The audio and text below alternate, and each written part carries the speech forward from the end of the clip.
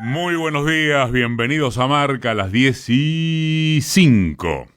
Saben que es coincidencia periodística de esta mañana poner en lugar muy destacado, incluso a cabeza de los portales de la mayoría de los medios, que el Fondo Monetario redujo parcialmente la sobretasa que le cobra a los países deudores. Se calcula un ahorro de 3.200 millones de dólares para la Argentina. Bueno, ahí tienen de dónde sacar, por ejemplo, el financiamiento de las casas de altos estudios.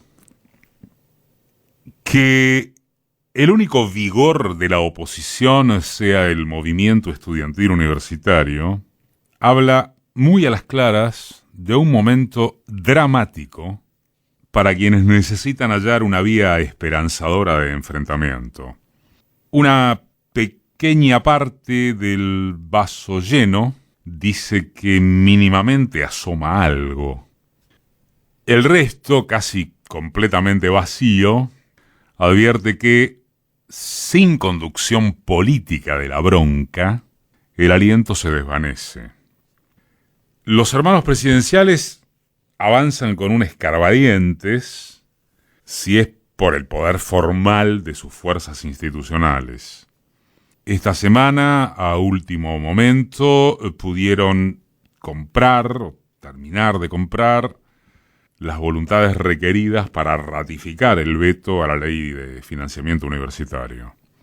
Los amorales de diputados que volvieron a vender su voto llaman en efecto a llorar a la iglesia porque su hijaputés no convierte en ilegítimas las reglas del juego democrático.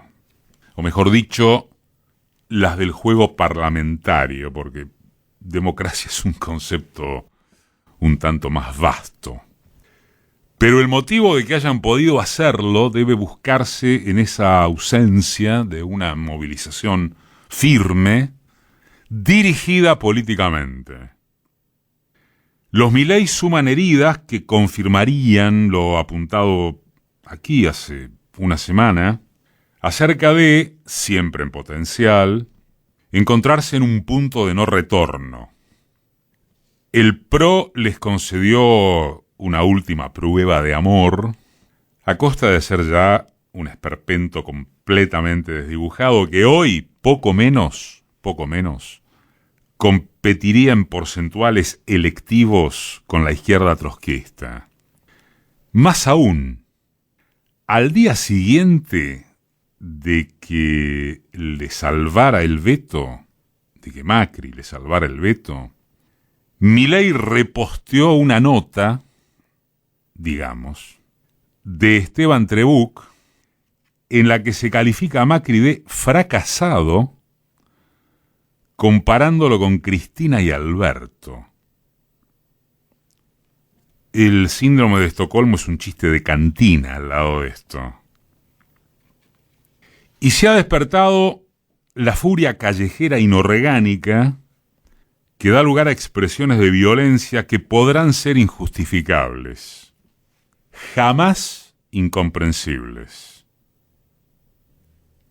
Jamoncito se encarga de retroalimentarlas y convierte en meme a un provocador rodeado de cervis, a un local de empanadas, a no acertarle siquiera a las cuentas ni a la gramática de sus incitaciones contra la Universidad Nacional de Rosario, como disparo contra toda la educación pública. Festejan un índice de inflación ridículo para la percepción cotidiana, mientras las propias cifras oficiales hablan de una caída persistente en el consumo y en la creación de empleo. Cifras oficiales, repitamos. En lo que va del gobierno de Milei, se perdieron más de 200.000 empleos formales.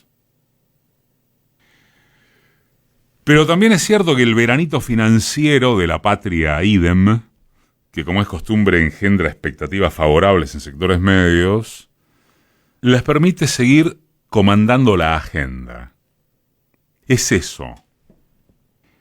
Es esa burbuja repitiendo las tragedias históricas de mediano y largo plazo.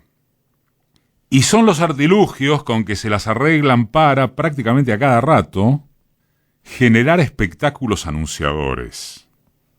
Le cambian el nombre al CCK, confirman que ya llega un préstamo externo avalado por los lingotes de oro mandados a Londres, avisan por enésima vez que entrarán en conversaciones con el fondo para refinanciar la deuda, hablan de recortar los sueldos gerenciales de la FIP, anuncian el envío de la ley hojarasca, o bien informan que se tomarán exámenes de idoneidad a todos los empleados estatales.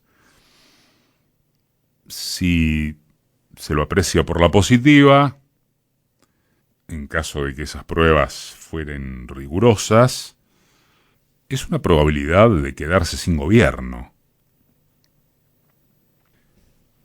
Si a esto último se le quitaran las pretensiones irónicas, un buen baño de realidad continúa demostrando que el vacío a producirse tiene chances dificultosas para ser llenado por alguna fuerza alternativa. Como mucho, se avisoraría el accionar sin prisa y sin pausa que teje Victoria Villarruel. En medio de una semana como la transcurrida, la vice se mandó a mudar a España para fotografiarse con el rey, almorzar con empresarios argentinos y españoles y seguir rumbo al Papa para guiñar al Vaticano.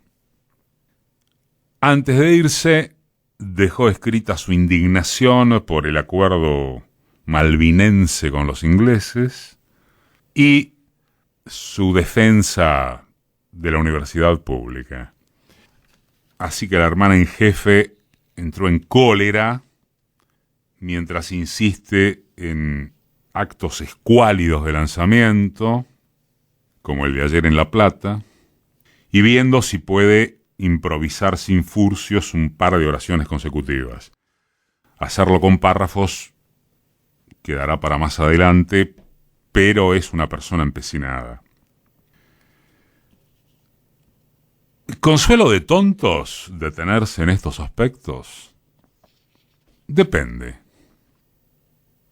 Por un lado, frente al escenario que semeja distópico y ante los datos reales de la economía, sugiero un notable artículo de Pablo Vera en Buenos Aires 12 de este jueves, que se interroga si puede ser que el presidente no vea esos datos y si se confirmaría que Milei es un avatar en un mundo virtual. Vera, coincidimos, responde que no, que es un dogmático ajustador serial inmerso en la teoría de la austeridad como disciplina social. Cita a Clara Mattei, quien en The Capital Order analizó las características y consecuencias de esas políticas de austeridad, y a Gary Mongiovi en torno a que la austeridad es una estrategia antidemocrática para impulsar al capital, estimulando transferencia de renta de los trabajadores hacia los capitalistas. Es decir, un evangelio que solamente tendrá freno si, como apunta Vera, millones de argentinos y dirigentes con real vocación de poder están dispuestos a construir una oposición firme, solidaria, para edificar una alternativa real, sobre todo dirigentes. Pero esto ya es de juicio personal. Y alrededor de esto gana espacio cuál es el rol que está jugando Cristina, en particular, y el peronismo en general. Los dimes y diretes a propósito de la interna del PJ, si habrá dedazo, listas o consenso, si la marcha es hacia acuerdo estructural o a ruptura, etc., son agotadores. Son agotadores. Y lo son no por ser cuestión de debates ideológicos, ojalá, sino porque solo pasan o parecen pasar por asuntos personales. Si no es así, se lo disimula muy mal. Al margen de cualquier consideración que merezca la figura de Cristina, está fuera de absolutamente toda duda que lo que vaya a suceder en su órbita es determinante para estructurar a la oposición. ¿Por qué? Porque, salvo versiones valiosas, pero testimoniales, que no se plantean el poder, no hay oposición en condiciones competitivas que no sean las que ella simboliza. Que antes o después influyan sentirse cercada por la persecución judicial, o situaciones familiares, o cuanto quiera añadirse, no varía ese acerto. En reflexiones también publicadas en estos días por la Tecla Ñ, acerca del rol de Cristina, Jorge Alemán establece una clara diferencia entre los significados de conducción y liderazgo. En muchas ocasiones se menciona conducción como si el término funcionara cual dato de la realidad ya constituido, para el caso que el peso histórico de Cristina actuaría de modo automático. Eso no es así. No es así porque, como agrega Alemán, conducir es una acción simbólica que, a diferencia del liderazgo, debe ser construida políticamente. No basta con tener una grandísima influencia en cada intervención. Debe también componerse con la articulación de los distintos actores en juego, no solo sumando a todos, sino reconociendo el saber hacer de militantes, de dirigentes, de funcionarios, con todo el rigor que exige el tiempo histórico donde la Argentina está a punto de ser destruida para siempre y donde el movimiento nacional y popular debe ser reinventado.